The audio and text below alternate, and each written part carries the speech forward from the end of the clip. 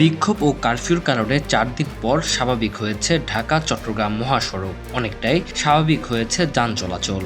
আগের যে ভয়ভীতি ছিল ওইটা নাই, এখন ওরা স্বাভাবিকভাবে দ্রুত গাড়ি ছাড়ার পরে অনেকেই আসতেছে।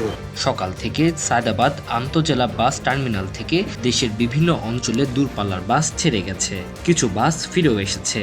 মোটামুটি আটকে রয়েছে এতদিন, যাই হোক সেনাবাহিনী নামাতে মানুষের মধ্যে একটা আস্থা ফিরে আসছে। এখন মানুষজন রাস্তাঘাটে বের হইতেছে, স্বাভাবিক কর্মজীবনে ফিরে আসতেছে সবাই। বুধবার সায়দাবাদ আন্তজেলা বাস টার্মিনালে গিয়ে দেখা যায় সকাল থেকে এখান থেকে চট্টগ্রাম, সিলেট, কুমিল্লা ও নোয়াখালী সহ বিভিন্ন জেলায় শত শত বাস ছেড়ে যাচ্ছে। যাত্রীরাও সংখ্যায় স্বাভাবিক, এতে অনেকটাই খুশি পরিবহন চালক ও শ্রমিকরা। গাড়িও ভালো গেছে, যাত্রীও মোটামুটি ভালোই আছে, মোটামুটি ভালো সেল। এদিকে যাত্রাবাড়ি চৌরাস্তায় সিটি সার্ভিস বাস, মালবাহী লরি, ট্রাক সহ সব ধরনের যান চলাচল প্রায় স্বাভাবিক রয়েছে।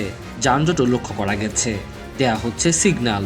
প্রচুর পথচারীদের আনাগোনাও চোখে পড়ে এই সময়।